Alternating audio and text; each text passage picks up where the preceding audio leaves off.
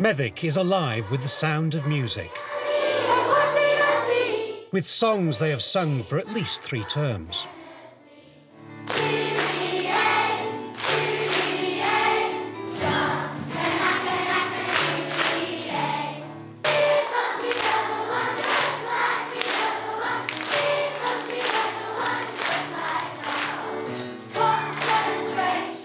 This is a musical story of a school raising standards and improving behaviour through songs and games.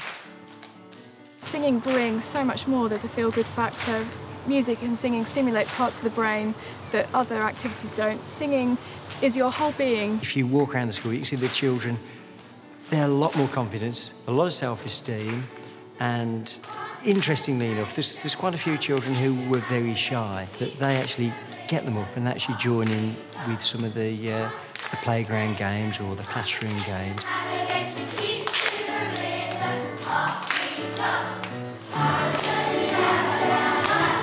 It's all part of a project called Singing Games, a unique initiative to bring back the days when children wanted to skip, jump and sing together.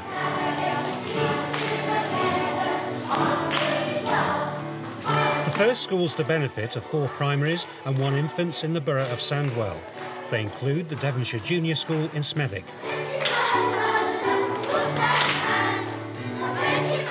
Singing Games is being led by the education team from Ex Cathedra, the Birmingham-based choir with a worldwide reputation. I've been to lots of playgrounds through my own teaching and my own education work for Ex Cathedra and noticed that children were wandering around the playgrounds, not playing together like they used to, and I thought this was a sad demise. I think it's very important that children do play singing games for their own sake, for fun. There's also so many other things that we can develop through singing games, PSE skills, which is so important in school nowadays. Singing games are a brilliant way to develop children's vocal skills. Singing Games has come out of a project called Singing Communities, with backing from the national agency Youth Music. It started in 6 areas of the country, each chosen for being high on the indexes of deprivation, with the aim of bringing people together through song. All varieties of tunes have been heard from community choirs and in workshops for gospel, folk and rap. It's been a nationwide success, and in Smethwick it's been nothing short of a triumph.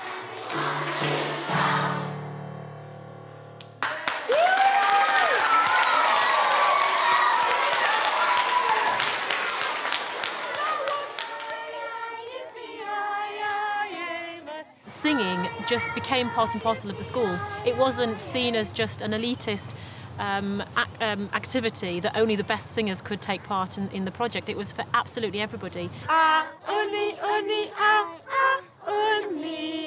They just pick it up because the songs we're doing are so interactive and involving everybody in a really fun way. I think children just pick it up really, really easily. When you read, you begin with ABC. When you sing, you begin with, well, in this class, with stretching, shaking and squeaking. Have you brought your squeaky voice? Yes, we have! Yes, we have! Singing games start in the classroom with tutors from Ex Cathedra. Have you brought your singing voice? Yes, we have! Yes, we have! Sessions like this give pupils an opportunity to work with top vocalists while learning the words and actions that go with the singing games. But the benefits go beyond that. There are several children in the class whose English is 3rd or 4th language, for example. So, I mean, because it's repetitive, it does help them with their English as well. So I think it gives them confidence to speak and confidence to, interact with other children. And you enjoy it as well? Oh, yeah. Yeah. They always like it when I make a mistake. Let's put it that way. What about the totally uncoordinated and tone deaf? It doesn't really matter because the idea is that they're learning as they do these sessions. They're learning in the playground. They're learning with their peers. You can see the development of those children. It's not like they get left alone if they're finding it difficult. The children give them a chance. We give them a chance. Pupils take what they learn in the classroom onto the playground. At Devonshire Juniors, singing games soon became one of their favourite things. It's a lot of fun and loads of children could join in with it, and when and especially when year 3 kids have just started school as well, then they can come and they can take part, and then they don't feel so left out. Do you ever go home and do it? Do you do it in the living room? Yes. I bet your mum's pleased, isn't she? Yes. Does she join in, your mum? Sometimes. Get off. Does she really? Yes. Well, I think singing games helps children get used to working in groups, and it also gives them the opportunity to make friends. Has it helped you? It helped me to not feel so embarrassed to work with other children, and it takes quite a lot to organise to get lots of people to do it, but then after a bit they all just come in and join anyway. They all join in. Why do they join in? Because they probably just think that it's going to be fun to do lots of different games. My favourite has to be 4 White Horses. 4 white horses, hey, hey, hey, up tomorrow is a rainy day. Come along with shadow play is the right banana. Up tomorrow is a rainy day. That looks really difficult. How long does it take to learn that? Well, about a couple of days, really.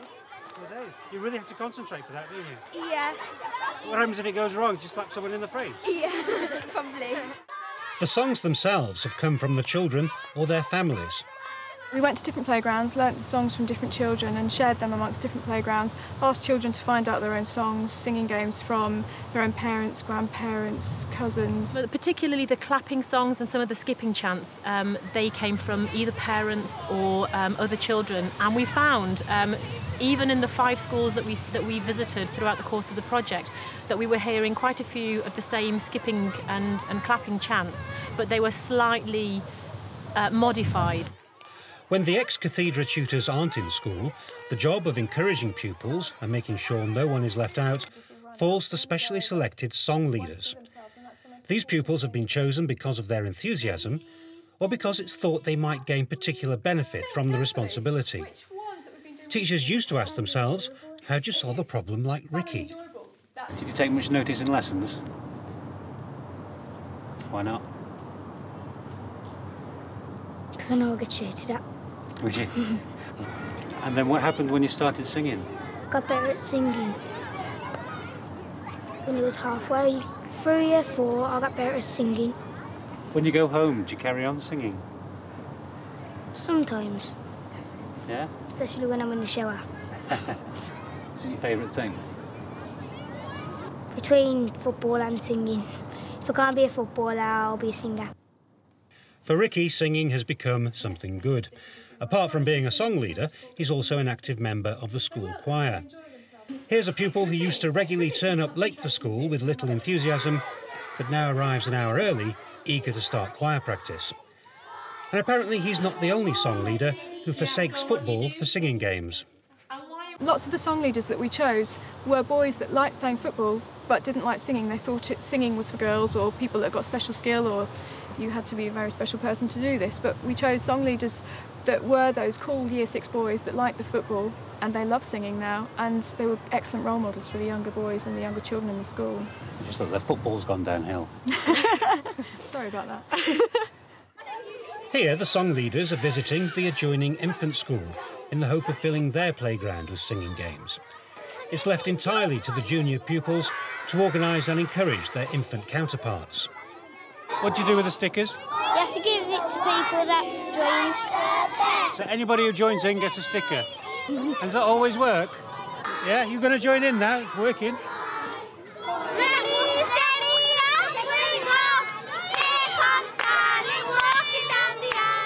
Everyone seems to be doing what they were told. Yeah. Is that because of you? Not just because of me, because all the teachers' hard works and all the other song leaders. Yeah? What's everyone's favourite song? Jim Jim Joe. And everyone's favourite, well, they love Jump Jim Joe the best, and they joined in, so it's probably Jump Jim Joe. And Silly Sally Sosa. Yeah, and Silly Sally Sosa. Here come the old one. I think it's good for the older children as well, and the way that the younger children responded to them today, the way they managed them into a large circle, I thought they did very well indeed. You know, it takes the teachers time to do that, so the children did react to them very well. Yeah. Are there any other benefits apart from just having fun? Well, I think if the children want to come to school and enjoy learning and know that learning is fun, then that's got to be a benefit throughout the curriculum. Singing Games has been taken from the playground into the concert hall with a highly acclaimed performance for the public in West Bromwich. And the project has brought in people from the wider community, here from a student from the Birmingham Conservatoire. What's the experience been like? Harder work than what I first envisaged, actually. And you need a lot of motivation and planning. But it's fantastic experience working with the children and then seeing the faces when they're enjoying participating in the games that we've been teaching them.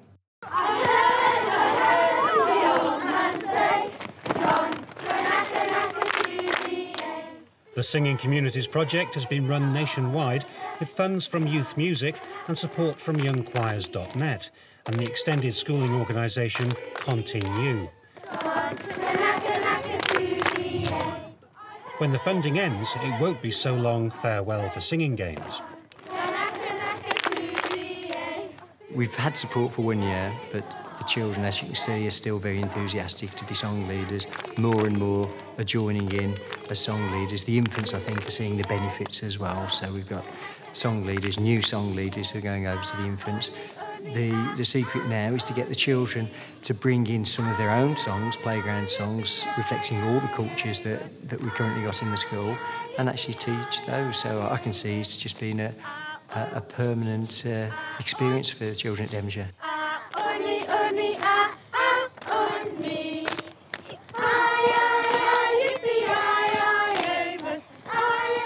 The year threes will move up and become song leaders eventually. Obviously, we will lose song leaders every year as they move up to secondary school. But the idea is that the sustainability of the project will just keep the song leaders going.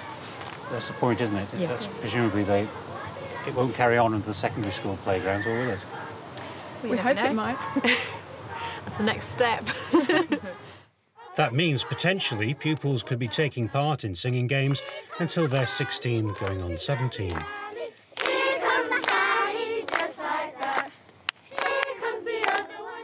But while Ex Cathedra is finding fresh backing to expand the project in the West Midlands, they'd like to take Singing Games into playgrounds up and down the country.